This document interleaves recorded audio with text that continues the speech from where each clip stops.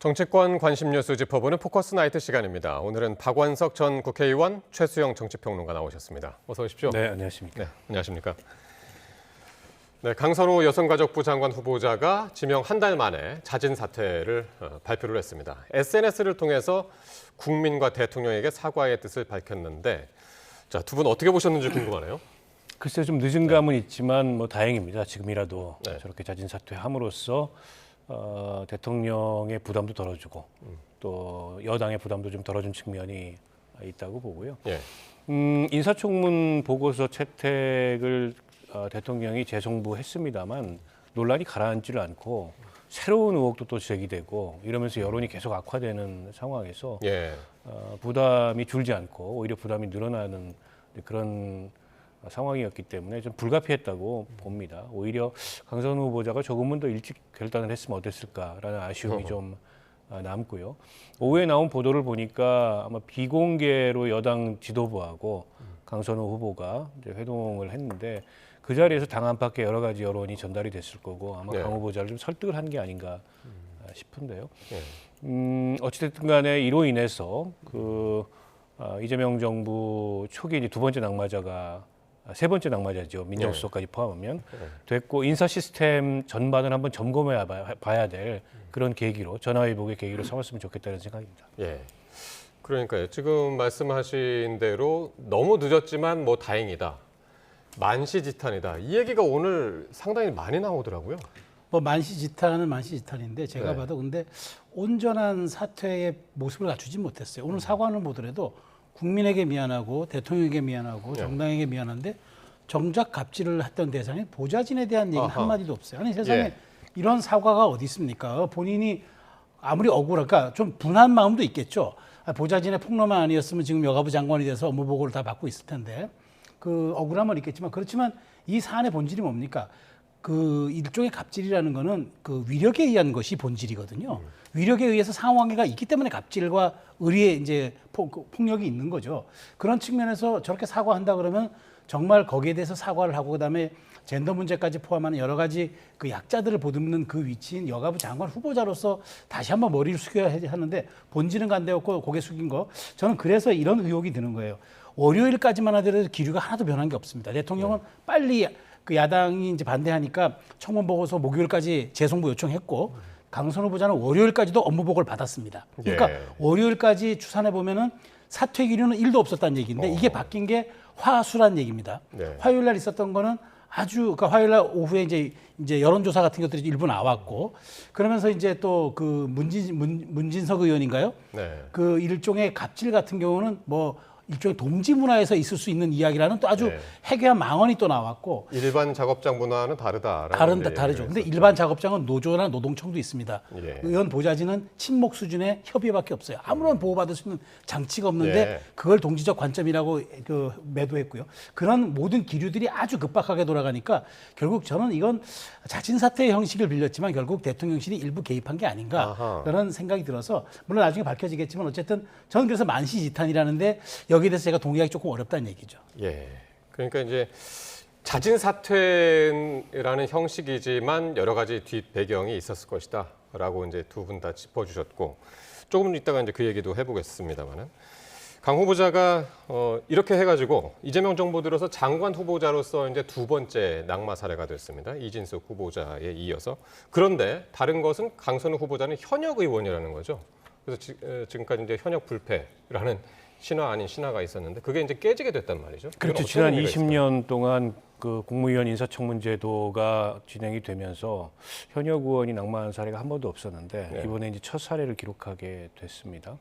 이제 과거에는 현역 의원의 여러 가지 도덕성이나 자질이나 논란이 일부 있더라도 국회 내에서 이 동료 의원이기 때문에 좀 네. 봐주는 문화가 없지 않아 있었고 또 현역 의원이 낙마하게 됨으로써 이제 이 여당에도 그렇고 또 정권에도 그렇고 데미지가 클 수 있기 때문에 현역 의원들은 웬만하면 이 청문회를 통과하는 그런 관례들이 있었는데 그 관례가 깨진 거죠. 예. 과거에 비해서 국민들 눈높이가 많이 달라졌고 또 국민들 여론도 많이 달라졌습니다. 그런데다가 이번에 강선우 후보에게 제기된 논란은 이제 갑질이라는 요즘에 특히 젊은 세대에게 굉장히 민감한 이제 그런 이슈이고 누구나 한 번쯤 뭐 직장이나 다른 이제 위기가 있는 예. 그런 사회에서 겪었던 이런 문제들이기 때문에 국민적 민감성이랄까요? 예. 이게 어쩌면 이준석 후보보다 더 컸던 측면이 있습니다. 때문에 현역 의원임에도 불구하고 좀 버티기가 어려웠던 측면이 없지 않아 있다고 생각하고요. 예. 그리고 이제 본인이 청문회 과정에서 정직하게 해명하고 진솔하게 사과하고 반성하는 모습을 보여야 되는데 그런 모습도 좀 부족했습니다. 어떻게 보면 후보자 본인의 태도도 좀 부적절했다는 생각이 들고요. 그러니까 여당 내부에서도 그 겉으로는 어쨌든 대통령의 인사권을 존중해서 감싸려는 모습을 보였지만 사실은 이게 내부 균열이 굉장히 컸거든요. 그러니까 민주당 보좌진 협의회에서 공식적인 입장이 나온 데다가 또 그동안에 그 탄핵 과정에서 또 지난 대통령 선거에서 이재명 정부의 좀 우호적이었던 뭐 시민사회, 여성계 전부 다 등을 돌린 상황입니다. 사면초가 상황이 된 거죠. 여기서 설사 강선호 후보자가 버틴다 하더라도 장관 직무를 제대로 수행할 수 없는 그런 상황에 고립무원의 상황에 놓여 있는데 예. 그런 상황에서 계속 이걸 고집하면서 여론을 더 악화시키는 게 이제 큰 의미가 없다 이런 판단을 그렇군요. 종합적으로 내린 게 아닌가 싶습니다. 예. 그러니까 조금 전에 이제 이진숙 교육부 장관 후보자 얘기도 잠깐 했습니다만 이진숙 후보자는 자진 사퇴도 아니고 이제 지명 철회라는 이제 형식이었고 그리고 이제 현역 의원 불패라는 이제 그 신화도 깨진 것에 대한 의미도 이제 부여하셨습니다만 그런 얘기가 나오면서 뭐 동료 의원 봐주기 뭐 이런 것도 있지만 현역 의원 불패가 이제 그동안 이게 내일이 될 수도 있다. 그렇죠. 의원들로서는 그래서 이런 뭐 신화가 계속 깨지지 않았던 것이 아닌가 싶기도 하고요. 어떻게 보셨나요? 일종의 동업자 의식이죠. 예. 나도 언젠간 청문회의 대상이 될지도 모르는데 너무 과하게 공격했다가 이게 또 나중에 부메랑이 될 수도 있는 거고 그리고 이제 사실 의원들에는 의원들만의 또 문화라는 게 있지 않겠습니까? 이제 그런 것들에 대한 일종의 암묵적인 또 서로 동의 같은 것들도 있는 거고 근데 거기에 대해서 서로가 서로를 건드리지 않는다는 일종의 뭐 서로 이제 그 동료 의식이라고 할까 아마 그런 것도 있었을 거예요. 그런데 저는 이렇게 봅니다. 지금 이런 상황에서 이 대통령도 고민했던 지점이 그런 것 같아요. 그러니까 현재 이 대통령이 말하자면 당의 일극체제라고는 하지만 예. 본인이 인재풀이 많지가 않아요. 뭐 친명 인사들은 많아도 당연히 다 친명이지만 본인이 정말 믿고 쓸 수 있는 이너서클은 많지 않을 텐데 그러다 보니까 지금 초반에 기댈 수 있는 건 당정 일체밖에 없는데 그래서 지금 거의 3분의 2 가까이 의원들을 갖다 썼는데 이 중에 한 사람이라도 내가 뭐 이렇게 지명을 포기하거나 이렇게 뭐 철회하거나 혹은 자진 사퇴하거나 해서 여기에 대해서 일종의 균열이 생기고 그다음에 공간이 생긴다면은 자기가 앞으로 이제 이 당을 움직일 수 있는 조금 하나의 레버리지도 사라지는 것 같고 예. 그런 것들도 고민이 됐었을 텐데 그런 고민을 하기에는 이게 너무나 세 거여서 그 고민 자체가 사치였던 거예요. 그래서 예. 저도 월요일까지 기류를 놓고 보면 이 대통령이 먼저 빨리 야당이 상임위원장이니까 열흘 기다릴 것 없이 목요일 날 저 청문 보고서 받아서 빨리 임명하자라는 기류가 있었는데 이게 주말을 지나면서 뭐 지금 보니까 김종인 의원 뭐 아주 권노갑 전 의원 할 것 없이 야권 원로 진영에서 여권 원로 진영에서도 이건 아니다 싶은 얘기들이 너무 많이 쏟아져 나오니까 예. 아마 이걸로 인해서 사면초가였죠. 그렇죠. 이걸로 인해서 초반에 국정 동력과 강선호의 지명 그러니까 후보 강선호의 장관을 맞받고 이 고민하다가 아마 이건 아닌데 싶다는 아마 기류도 있었을 것 같다는 생각이 듭니다. 그러셨군요. 예. 그래서 이번에는 이제 대통령실 분위기를 한번 짚어볼 텐데 강선호 후보자 사퇴 정말 예고 없이 전격적으로 이루어졌는데 대통령실의 입장은 뭐였냐면 사전 조율이 없었다 이런 입장인데 한번 강효정 대변인의 발언을 한번 직접 한번 들어보시죠. 강선우 후보자가 대통령실에 사퇴 의사를 알렸고 그리고 강훈식 실장이 대통령에게 보고를 했고 보고를 받고 대통령은 별 말씀이 없으셨다고 합니다. 좀 더 다양한 방법을 통해서 국민 눈높이에 맞는 후보 그리고 임명자를 찾기 위해서 좀 더 철저한 노력을 해야 되지 않나라고 좀 더 살펴볼 부분은 있을 걸로 봅니다. 예. 그러니까 강 후보자가 이제 먼저 강훈식 비서실장에게 전화를 했고 그리고 이후에 이제 1시간 정도 지나서 강 후보자가 SNS에 이제 사퇴 의사를 올렸다. 그 전까지는 몰랐다. 전혀 몰랐다. 순전히 이제 개인 후보자 개인의 결정이다. 그리고 당에서도 이제 그렇게 이야기를 하고 있고요. 뭐 최종적인 모양새는 그렇게 됐습니다만 예. 뭐 여러 가지 고민과 소통이 오가지 않았겠습니까? 이게 여론이 워낙에 안 좋았고 오늘 오전에 그 한 여론조사 업체에서 여론조사한 결과가 나왔는데 예. 찬성보다 반대가 2배 이상 높았어요. 그렇죠. 김민석 예. 그 총리 후보자도 논란이 굉장히 많았는데 그때는 찬성이 더 많았거든요. 그 논란에도 불구하고 지금 어느 정도 여론이 악화되는지를 보여주는 지표가 나왔기 때문에 당에서도 이걸 좀 심각하게 받아들인 게 아닌가 싶고요. 또 일부 보도에 따르면은 강선우 후보자하고 민주당 원내 지도부가 비공개 회동을 했다. 네. 사퇴 의사를 표명하기 전에 이런 기사도 나와 있어요. 예. 그래서 당 안팎의 여론을 종합해서 이제 후보자에게 전달하고 설득을 좀 한 게 아닌가 이렇게 미루어 짐작 가능하고 본인으로서도 이렇게까지 정권에 부담을 주면서 이걸 계속 고집하는 게 이제 도의적으로도 더는 버틸 수 없다 이런 판단이 든 게 아닌가 싶고요. 예. 어쨌든 그 대통령실 브리핑에 따르면은 강선우 후보자가 먼저 강훈식 비서실장한테 전화를 해서 사퇴 의사를 밝히고 그로부터 약 1시간 후에 사퇴의 변을 SNS에 올림으로써 일단락이 됐는데요. 일단 뭐 어쨌든 대통령실의 공식적인 입장과 또 당의 공식적인 입장이 저렇기 때문에 예. 저렇게 이제 저희는 뭐 받아들일 수밖에 없을 것 같고 아무튼 이 강선우 후보자 그 사퇴를 계기로 대통령실의 인사 시스템 전반을 한번 좀 재점검을 해봤으면 좋겠습니다. 네. 그 강준욱 그 비서관인가요? 사퇴한 그 강준욱 비서관 사퇴 이전까지만 하더라도 대통령실의 인사 시스템에 아무 문제가 없다 이런 입장이었는데 오늘 조금 입장이 달라졌더라고요. 문제를 한번 점검해보고 네. 개선할 점이 있으면 개선하겠다. 그건 아마도 이제 여러 가지 문제 제기가 예, 종합적으로 그러니까요. 이 제기가 됐기 때문이 아닌가 싶습니다. 예. 조금 전에 말씀하신 그 조사 결과 조사가 뭐였냐면 스트레이트 뉴스가 이제 조원 CNI 여기 이제 의뢰해서 19일부터 21일까지 그러니까 주말 사이였죠. 주말 사이 그냥 월요일까지 이제 조사를 해봤더니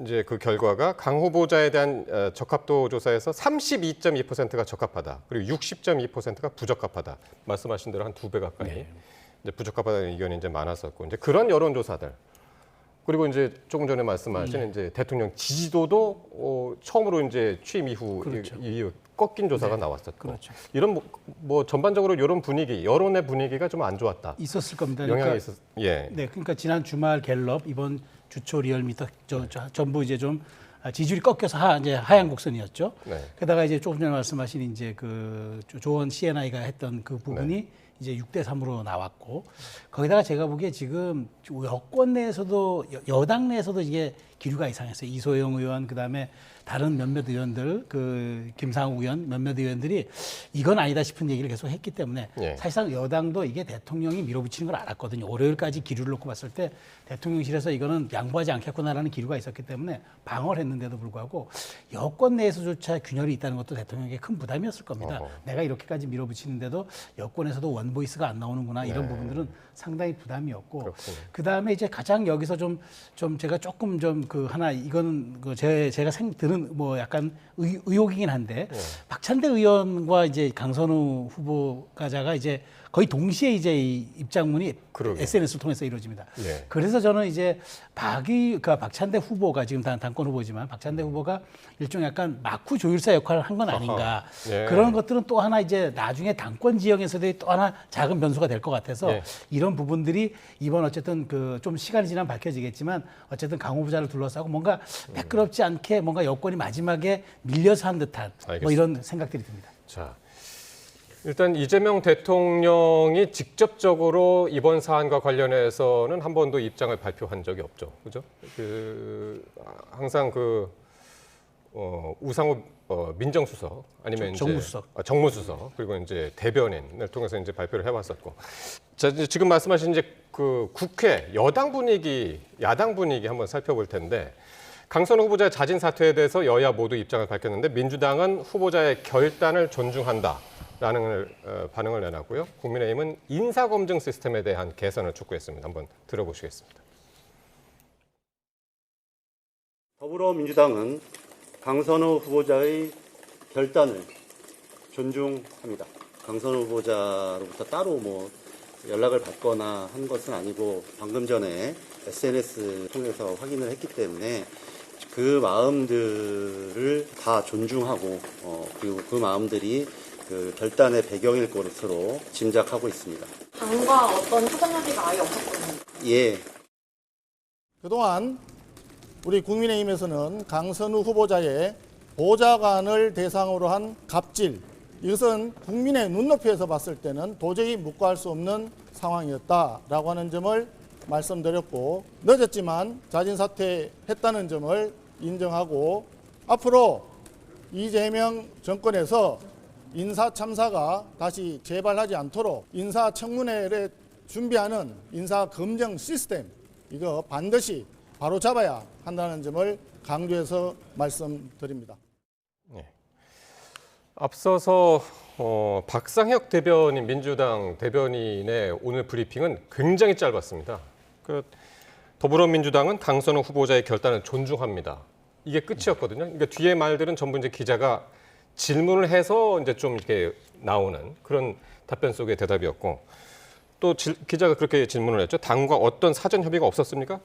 간단하게 그냥 네라고만 대답을 했는데, 앞서서 말씀하셨다시피 사전에 최고위원회의에서 같이 이제 이야기를 뭐 있었다 이런 얘기가 있었는데 그 기사가 삭제가 됐단 말이에요. 지금은. 그러니까 지금 뭐 여러 가지로 여당 입장에서는 좀 곤혹스러울 수밖에 없는 상황이었죠, 그동안에. 당 내부에서조차도 문제 제기가 나오는데 어쨌든 대통령은 임명 의사를 밝혔고 후보자도 사퇴하지 않는, 그런데 여론은 악화되는 이런 이제 이중 삼중의 난관이었는데 어찌 됐든 간에 지금 해소가 된 상황입니다. 그간에 이제 어떤 움직임들이 있어서 강선우 후보 자진 사퇴로 귀결되는지 뭐 정확한 건 알 수가 없죠. 그러나 어쨌든 여당 입장에서는 후보자의 결단으로 이 사퇴하는 것으로 이렇게 정리할 수밖에 없는 이제 그런 곤혹스러움이 대변인 브리핑에서도 일정하게 좀 묻어난 게 아닌가 싶고요. 저는 이번 이 일을 반면교사 삼아서 저는 여당이 쓴소리도 때로는 하는 여당이 돼야 된다고 생각합니다. 그러니까 지난 윤석열 정부 3년 동안의 당정관계 왜곡을 사실 야당 입장에서 민주당이 다 지켜봤잖아요. 그래서 어쨌든 대통령실에 혹은 대통령의 입이 되면 안 된다고 생각해요, 여당은. 잘 듣는 귀가 돼서 이제 민심의 그런 목소리를 가감없이 대통령을 향해서 전달하는 그런 창구이자 통로가 저는 돼야 된다고 생각하고, 물론 당연히 대통령의 국정 운영을 여당이 뒷받침하고 앞장서서 그 책임 있는 어쨌든 문제 해결 능력을 보여야 되는 건 맞는데 이게 이제 민심과 동떨어진 혹은 민심에 역행하는 그런 모습이 나타났을 때 민심을 가감없이 전달하는 그런 역할을 해야 된다는 것을 이번 일을 반면교사 삼아서 다시 한번 여당도 좀 확인하고 다짐을 했으면 좋겠다는 생각입니다. 그렇군요. 그런가 하면 이제 야당 국민의힘에서는 인사 검증 시스템의 허점을 지적을 했습니다. 그러니까 이번 사례 말고도 앞서서 이제 논문이라든가 저서 이런 이제 기본적인 자료조차 이제 걸르지 못한 그런 사례가 반복되니까 오늘 또 한 번 얘기했거든요. 인사 검증 시스템 문제 있는 것 아니냐? 어떻게 보셨나요? 그러니까 지금 이재명 정부가 국민들 앞에 내세우는 이유가 이겁니다. 우리는 인수위 없이 출발했으니까 좀 너르게 봐주세요. 그래서 너르게 봐준 겁니다. 그래서 오광수성 낙마했을 때도 다 이해한 거고 지금 취임 50일이 다 되어가지만 국민들이 지난주까지 그렇게 높은 지지율을 보여준 거는 그럼에도 불구하고 이재명 정부가 뭐 실용도 강조하고 통합도 강조하니까 지켜보겠다는 그런 시그널이었는데, 그렇지만 50일 정도면 나름대로 인사 기준을 갖춰야 되는 것 아닙니까? 문재인 정부 때는 뭐 7대 기준이 있었습니다만 아직 이재명 정부는 그런 구체적인 가이드라인 같은 거 없습니다. 그런데 보십시오. 이진숙, 강선우, 강준욱, 최동석 이 분들에게 보면은 가장 최근 것까지도 검증이 안 됐다는 것이 가장 문제예요. 강준욱 그 전 비서관 같은 경우에 3월에 쓴 책에 대한 검증이 전혀 이루어지지 않았고 최동석 인사혁신처장은 얼마 전까지 유튜브에 했던 계정들이 거기서 그것 하나 스크린하지 못했다는 게 그 인사 검증하겠다는 겁니까? 아니면 일부러 알고도 모른 척 하겠다는 겁니까? 못 본 척 묻고 하겠다는 겁니까? 저는 이런 것들이 지금 굉장히 문제가 되고, 이진숙 전 장관 후보자는 논외로 치더라도 말이죠. 최근에 이제 검증하는 시스템을 놓고 보면은 약간 이게 투명하고 객관적인 이런 검증 시스템이 아니라 뭔가 이너서클에서 이렇게 나름대로 자체적으로 스크린한 결과들을 가지고 결국 사람을 쓰는 것 아니냐. 그러다 보니까 문재인 정부 때는 7대 기준이 있었어요. 근데 그걸 지키지 않고 오히려 본인들이 어겼기 때문에 내로남불 정부라는 오명을 받았지만 아직 이재명 정부는 그런 기준도 없어요. 그러다 보니까 보훈 인사 혹은 코드 인사, 의원 불패 인사, 물론 이제 그건 깨졌습니다만은 이런 것들이 기준이 아니냐 이런 비아냥이 나오는 거예요. 그런 측면에서 이제는 50일이 지났기 때문에 이제부터 나오는 거는 실수가 아니라 실력입니다. 그렇기 때문에 이 부분을 정말 엄중히 따져야 되고, 더더군다나 이재명 정부는 인사수석이 없어요. 그러면 이걸 대체할 수 있는 그 어떤 기능을 보강시켜야 합니다. 없다고 자랑할 게 아니라. 그런 측면에서 이번 것들에 대한 반면교사를 좀 세게 삼아야 될 필요가 있다라는 말씀을 드립니다. 그렇군요. 앞서서 이제 최동석 신임 인사혁신처장 말씀하셨는데 그 모르시는 분들을 위해서 이제 잠깐 얘기를 하자면 어제 국회에 나왔었죠. 네. 어제 국회에 나와서 강선우 후보자에 대해서 물어보니까 TV도 없고 신문도 없다. 집에서 안 본다. 그래서 이제 모르겠다 그 이슈에 대해서 그렇게 이야기를 했고 또 문재인 전 대통령에 대해서도 우리 국민이 겪는 모든 고통의 원천이다. 과거에 했던 발언들. 이런 것까지 이제 문제가 됐는데 신임 인사혁신처장이 됐단 말이에요. 그러니까 인사혁신처장이 공무원 인사를 총괄하는 네. 자리입니다. 예. 나름 인사에 대한 이제 철학 원칙 기준 이런 게 이제 분명해야 되는 그런 자리인데 문재인 정부 시절에 그 7대 검증 기준에 대해서 굉장히 어리석고 바보 같은 기준이었다라고 혹평을 했어요. 네. 그리고 말씀하셨듯이 문재인 대통령에 대해서도 우리 국민들이 겪는 모든 고통의 뭐 근원이다. 네. 그에 대해서 문재인 대통령 시절에 국정상황실장을 지냈던 윤건영 의원이 공개적으로 뭐 모욕감을 느낀다 이런 예. 비판까지 했습니다. 그러니까 여권 내부에 약간의 이제 난맥상이 좀 드러난 장면이기도 하고요. 앞서 이제 우리 최평론가께서도 지적을 해주셨지만은 지금 검증이 잘 안 되고 있는 게 맞습니다. 예. 그래서 대통령실은 거듭 말씀드리지만 인사검증 시스템에 대해서 다시 한번 돌아봐야 되고요. 문재인 정부 시절에는 적어도 공개적인 인사검증 시스템이 작동을 했던 거거든요. 그게 결과적으로 좋은 결과를 냈느냐 아니면 좋은 결과를 내지 못했느냐 이것과 별개로 어쨌든 검증 시스템은 공개적으로 작동이 됐어요. 근데 이 정부에서는 기준이 뭐고 시스템이 어떻게 작동하는지가 아직 알려진 바가 없습니다. 짐작컨대 인사비서관실과 총무비서관실이 아마 인사실부를 담당하는 것으로 알려지고 있고 민정수석실이 검증을 하는 것 같은데 제가 좀 이 조언을 하자면 예. 일종의 이제 집단 사고의 함정에 빠지면 안 된다. 왜냐하면 지금 민정수석실이나 혹은 인사비서관, 총무비서관 이분들이 전부 다 이재명 대통령하고 이 많은 부분 경험을 공유하거나 정치적으로 거리가 굉장히 가까운 분들 위주로 구성이 됐어요. 특히 민정수석실 같은 경우에는 뭐 대통령의 변호인들 중심으로 구성이 됐다. 이런 이제 비판도 있었지 않습니까? 자칫 그런 인적 구성이 인사를 함에 있어서 그런 냉정함 같은 걸 갖추지 못하고 집단 사고의 함정에 빠질 위험성이 있거든요. 예. 근데 이제 이재명 대통령이 진영이 다른 사람까지도 포괄해서 다른 생각도 국정에 반영하겠다 이렇게 얘기를 했어요. 그 얘기는 예. 다시 말하면 어떻게 보면 이제 이견을 제도할 수 있다 이 정부는 이런 전 의지의 표현이 있다고 보거든요. 예. 근데 지금까지 인사가 진행된 모습을 보면 꼭 그렇지는 않은 것 같아요. 그래서 인사 시스템을 점검함에 있어서 매우 중요한 기준 중에 하나는 집단 사고의 함정에 빠지지 않도록 예. 인적 구성을 포함해서 그런 것들을 좀 자체적으로 예. 정비하고 점검할 필요가 있다고 생각합니다. 그래서 오늘 대통령실도 그러니까 어제까지만 하더라도 강윤정 대변인이 인사검증 시스템에 문제 없다 이런 얘기를 했습니다. 어제 그러니까 어떤 날이냐면 이제 강준욱 비서관 사퇴한 날 이제 그 물었더니 이제 문제 없다고 했는데 오늘은 인정을 했습니다. 인사검증 절차에 앞으로 엄정함을 갖추겠다 이렇게 이제 오늘 얘기했고요. 자 여당 당권 주자들 아까 잠깐 말씀하셨습니다만 입장 차가 있었는데 박찬대 의원은 오늘 결단하기 전에 자진 사퇴하기 전에 스스로 결단하다 17분 전이었습니다. 그렇게 이야기를 했고. 정청래 의원은 사퇴 전에 같이 비를 맞아주는 게 동지적인 의리다 이렇게 감싸는 이야기를 해가지고 상반된 이야기를 했습니다. 요게 이제 사실 이재명 정부 아니면 이제 이재명 대통령을 향한 두 사람의 결은 같지만 뭔가 스타일이 다르다라고 얘기했었는데 네. 이 부분에서는 확실하게 다른 면을 보여줬단 말입니다. 좀 미묘한 지점이에요. 그래서 저도 네. 아까 지적을 드렸는데 좀 더 설명을 드리자면 이런 겁니다.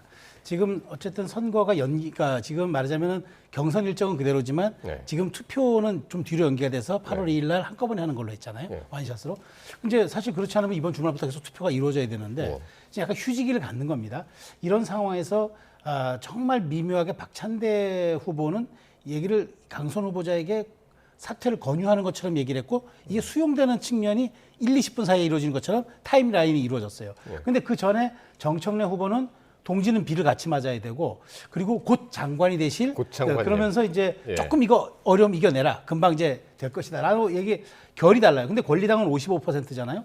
이런 상태로 지금 이런 구도로 그냥 진행되면은 박찬대 후보가 무난하게 지는 아마 구도였는데 강선우 변수라는 게 등장하면서 예. 권리당원들이 이 부분을 어떻게 해석할 것인가. 하하. 자, 박찬대 의원과 같은 좀 안정적 리더십을 통해서 이재명 정부의 초기의 성공을 구현할 것인가 아니면 조금 뭔가 변화와 쇄신 그다음에 야당을 압박하는 좀 가장 강력한 좀 스타일의 정청래랑 같이 갈 것인가 요 기류가 좀 미묘하게 변할 수 있는 여지가 생겼어요. 예. 변곡점이 있었고 그래서 저는 강선우 변수라고 말씀을 드리고 싶은데 이 강선우 변수가 이번 주말과 다음 주말을 기점으로 어떻게 권리당원들 투표에 조금 영향 끼칠지 요거는 마지막 변수가 될 것 같다는 생각이 들어요. 예. 그래서 오늘 박찬대 의원의 그 소셜 미디어를 보니까 이제 그 소셜 미디어에 올렸잖아요. 이런 내용을. 네. 그랬더니 댓글들이 이제 당원들이 이제 주로 지지자들이 이제 달았는데 박찬대 의원의 의견에 상당히 반대하는 의견들도 상당수더라고요. 당원 아니면 동지의 등에 칼을 꽂는다 이런 표현도 들어 있고요.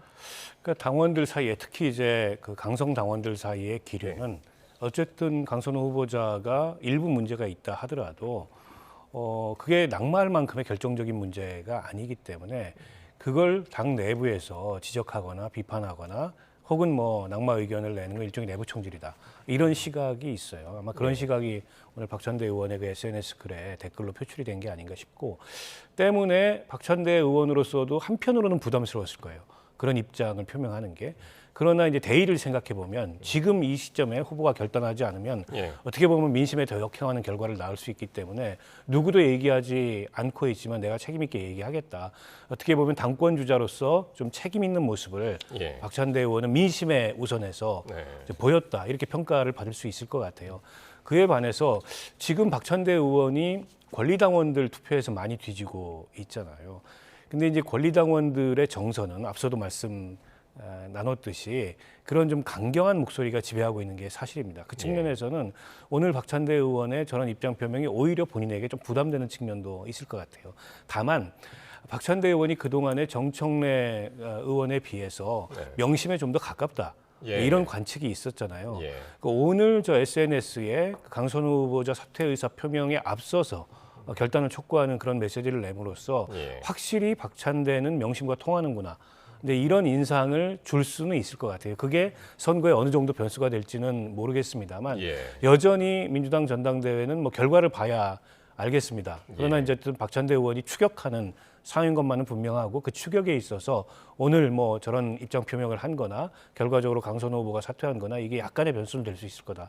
저도 그렇게 관측합니다. 그렇군요. 어떻게 움직일지는 모르나 어쨌든 변수는 될 것이다. 근데 현역 의원 이제 첫 낙마 사례라서 지금 요 얘기 하나만 더 짚고 가자면 향후 그 강선호 의원의 정치적인 진로 어떻게 예상을 하시나요? 저는 여가부 장관을 한 것보다 오히려 자진 사퇴한 게 좀 더 득이 될 거라고 봅니다. 오히려 예. 장관을 무리하게 강행하다가 예. 3개월 뭐 또 못 가서 조국 전 장관 같은 경우는 35일 만에 낙마를 했거든요. 중도 사퇴했죠. 뭐 그런 것보다는 나을 거라고 봐요. 왜냐하면 무언가 그래도 우리 정치에서 좀 짠하게 보이는 게 중요합니다. 오만해 보이는 건 정말 최악이거든요. 그런데 어쨌든 본인의 선택과 결단으로 이렇게 했다는 건 잘 포장이 된 거기 때문에 조금 보이지 않게 로우키 전략으로 의정활동 이제 임해야 될 것 같아요. 그리고 예. 제가 보기에 어떤 식으로든 보좌관들을 위한 입법이라도 하나 해야 합니다.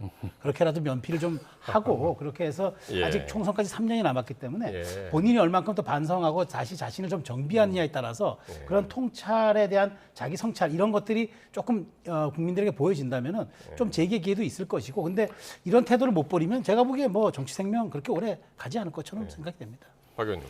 아니면 전 재기의 기회가 충분히 있다고 생각합니다. 그러니까 자숙하고 성찰하고 본인이 변화하려는 모습을 보인다면 예. 뭐 사람이 실수도 할 수 있고 때로는 그리고 잘못 판단을 할 수도 있고 그러나 이제 그런 것들을 지적받았을 때 어떤 모습을 보이냐가 중요하잖아요. 저는 어쨌든 더 늦기 전에 결단해서 그만둔 건 잘했다고 생각하고 본인이 뭐 충분히 만회할 수 있는 기회가 앞으로 의정활동 과정에서 있을 거다. 때문에 뭐 오늘 낙마가 정치 인생의 끝이다 이렇게는 생각하지 않고요. 다만 민주당 전체적으로 이 의원들 같은 경우에 보좌진들과의 관계에 대해서는 그동안에 좀 그 관행이나 또 낡은 모습들이 있었다면 이번에 좀 혁신하는 그런 면모를 당 전체가 갖추면 어떨까 싶습니다. 예. 자, 국민의힘으로 넘어가겠습니다. 국민의힘은 이제 다음 달 전당대회를 이제 한 달 앞두고 있죠. 오늘은 이제 재선의 장동혁 의원 그리고 초선의 주진우 의원이 당권 도전을 이제 공식화했습니다. 장 의원은 공식 기자회견을 열었습니다. 아예 그래서 이제 내부 총질 그리고 이제 극우몰이 용납할 수 없다라고 했고 주진우 의원은 SNS를 통해서 이제 글을 올렸는데 당을 젊고 강한 보수로 탈바꿈시키겠다라고 했습니다. 그리고 이제 내일 공식 기자를 하겠다 이렇게 예고를 했는데 주진우 의원의 당권 도전은 갑자기 나온 것 같아요. 네, 저도 예상을 못했어요. 근데 아마 예. 어제부터 이제 그 당 선관위에서 후보가 4명 이상 넘을 경우엔 좀 이제 말하자면은 예비 컷을 동원하는데 이게 지금 과거에는 당원 100%였거든요. 네. 근데 이걸 국민 여론조사 50과 당원 50% 돌리겠다. 이렇게 되면은 약간 좀 젊고 혁신적인 그런 분들이 좀 허들을 통과할 수 있는 가능성이 높아지니까 아마 예. 그게 오늘 선관위가 공식 발표했어요. 다만 이제 본선거는 이제 4강까지 결정된 다음에 본선거는 이거는 이제 당원 당규를 바꿔야 되는 사안이라 현행 당원 80에 이제 그 여론조사 20을 이제 계속 이어간다고 그랬는데 예. 어쨌든 예비 컷에서 50대 50을 하는 게 아마 주진우 의원도 결심하는데 조금 그것이 기폭제되지 이게 않나 앞뒤가 싶어요. 그렇게 되나요? 그렇죠, 그렇습니다. 예비 경선 룰이 먼저 나오고 그다음 그렇죠. 그렇군요. 그러다 보니까 이제 이렇게 되면 과거 같으면 당원 100%면은 사실은 지금 강성 기류로 좀 갈 가능성이 높았는데 예. 근데 국민 여론조사 50이 들어가니까 뭔가 조금 여지와 공간이 열려서 예. 젊고 그러니까 장동혁 의원 같은 경우도 사실 젊음과 쇄신을 얘기하는 사람이고 주진우 의원도 젊고 또 어쨌든 대통령실의 친윤이었지만 또 친한이었다 이런 식으로 지금 약간 스탠스가 이어져 온 분이기 때문에 예. 그래서 오늘 아마 좀 젊은 분들의 출사표들이 이어지지 않았나 그렇게 생각이 됩니다. 그렇군요. 그러니까 전체적으로 지금까지 출마를 선언하신 분들 보면은 이제 김문수, 장동혁 뭐 나누자면 이제 반탄이고요. 그리고 안철수, 조경태, 주진우 찬탄이었고 이제 그리고 전 의원으로서는 이제 양향자 전 의원, 장성민 전 의원 해서 7명이 이제 지금 출사표를 던진 그런 상태였는데 오늘까지는 어떻게 지금 보셨습니까? 글쎄 이제 뭐 구도가 거의 만들어져 가고 있는데 마지막 남은 변수가 한동훈 전 대표가 출마하느냐 출마하지 그렇죠. 않느냐 이 변수가 이제 가장 큰 변수로 남아 있는 게 아닌가 싶습니다. 25일부터 후보 등록이고 이제 7월 말에 후보로 등록을 마감한다니까 아마 다음 주쯤이면 결론이 나겠죠. 좀 지켜봐야 될 것 예. 같고요. 말씀하셨던 대로 이제 탄핵 찬반 그리고 기득권과 당의 쇄신 뭐 이런 구도가 형성이 돼가고 있는 것 같아요. 오늘 장동혁 후보 그 출사표를 보면 그 계엄은 민주당 때문이고 상당 부분 방법이 잘못되긴 했지만 민주당의 발목 잡기 때문이고 탄핵을 찬성한 건 잘못했다. 그게 오히려 이제 당에 지금 이런 위기를 불러왔다 이런 인식을 갖고 있는 것 같아요. 예. 상당히 퇴행적이긴 한데 아마 뭐 전략적으로 이제 그런 생각을 갖고 있는 당원들의 표심을 얻기 위해서 그렇게 이제 전략적인 입장 표명을 한 게 아닌가 싶고요. 김문수 후보하고 좀 유사한 면이 있으면서도 또 한편에 이제 경쟁 관계가 있어서 그게 이제 어떻게 나타날지 좀 지켜봐야 될 것 같고. 그 하나 질문을 드리자면 아까 한동훈 전 대표 말씀하셔가지고 네. 한동훈 전 대표는 지금 뭘 고민을 하고 있을까요? 하루에도 몇 번씩 생각이 바뀐다고 주변에서 얘기를 하더라고요.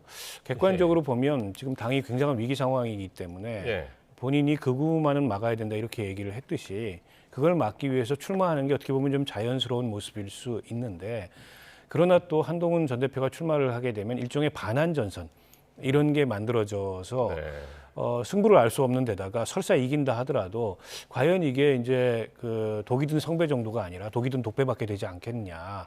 내년 지방선거가 쉽지 않은 상황인데 객관적으로 그때까지 당이 쇄신되는 것도 쉽지 않겠지만 예. 내년 지방선거 패배 책임을 지고 또 당대표직에서 내려오는 그런 악순환을 한 번 더 반복하게 되면 오히려 정치 생명에 치명적일 수 있기 때문에 지금은 좀 기다리고 네. 오히려 그 당대표가 되지 않더라도 당내에 반극우 연대 이런 거를 앞장서서 예. 만드는 일종의 플레이메이커 같은 역할을 하는 게 더 낫다 이런 의견도 있는 것 같아요. 뭐 결단은 이제 본인이 하게 될 텐데 좀 지켜봐야 될 것 같고 앞서 하던 그 드리던 말씀을 네. 계속 드리자면 네. 그 조경태 후보 같은 경우에 지금 이제 단일화 제안을 하고 있어요. 그렇죠. 근데 단일화는 사실은 뭐 결선 투표 제도가 있기 때문에 1차 투표를 지나면 자연스럽게 되는 거거든요. 그러나 이제 조경태 후보도 이제 구도를 만드는 차원에서 이를테면 당의 기득권 뭐 그리고 이제 탄핵을 반대하는 이런 목소리를 가진 사람들과 차별화된 예. 그런 어떤 쇄신과 변화를 추구하는 후보들의 테이블을 만들자 이런 제안인 것 같고 사실은 안철수 후보도 그 비슷한 맥락에서 움직이고 있어요. 뭐 오세훈 시장도 만나고 뭐 한동훈 전 대표도 만나고 예. 그래서 그렇게 뚜렷하게 지금 구도가 만들어지고 있는 것 같고 그러나 이제 앞서도 말씀드렸듯이 구도가 완성되기 위해서는 결국에 한동훈 전 대표의 입장이 결정이 돼야 될 것 같아요. 출마를 하는 건지 예. 아니면 출마를 하지 않고 막후의 조율사 역할을 하는 건지 그에 따라서 예. 또 이 지금 어쨌든 당대표 이 선거 구도가 변화가 있지 않을까 싶습니다. 그렇군요. 예, 마지막으로 네. 평론가님. 네. 저는 이렇게 봅니다. 그러니까 지금 이게 한동훈 전 대표도 고민하는 게 사실 비대위원장으로 선거 치른 다음에 그 다음에 패배했지만 책임을 지고 자숙할 거라 생각했는데 대표 나왔단 말이죠. 대표 나왔다가 다시 이번에 그 탄핵 국면으로 들어가서 대선에 출마하냐 안 하냐가 있을 때 또 결국 출마 또 했습니다. 그러니까 있을 때마다 출마를 한 거예요. 했는데 이번 사정이 달라요. 왜냐하면 이번 사정이 12월 말에 3대 특검이 거의 국민의힘을 외부에서의 힘으로 개혁을 가속화시킬 수가 있어요. 어허. 그런 상황에서 본인의 상징 자본을 다 그 전에 소진하느냐 아니면 그 이후에 다시 기회가 왔을 때 그것을 타고 들어가서 지방선거라든가 그 이후로까지 내다볼 것이냐. 이 전략적 고민을 하는 것 같아요. 그러니까 네. 출마가 사실 어려운 건 아니고 출마해도 가능성이 낮은 것도 아니에요. 그렇지만 그것으로 인해서 계엄과 그러니까 그 지금 3대 특검이 있는 연말을 기점으로 다 소진을 해버리거나 혹은 그 다음에 있을 모든 것들까지 거기서 본인이 그 다음에 가능성들을 미리 다 써버리면은 그 다음이 고민되기 때문에 이걸 어떻게 판단하느냐가 아마 본인의 최고의 지금 고민의 지점인 것 같다는 생각이 듭니다. 두 분 말씀만 들어도 정말 한동훈 전 대표의 머릿속이 굉장히 복잡하겠구나라는 생각이 듭니다. 자, 여기까지 듣겠습니다. 지금까지 박원석 전 국회의원 그리고 최수영 정치평론가와 함께했습니다. 고맙습니다.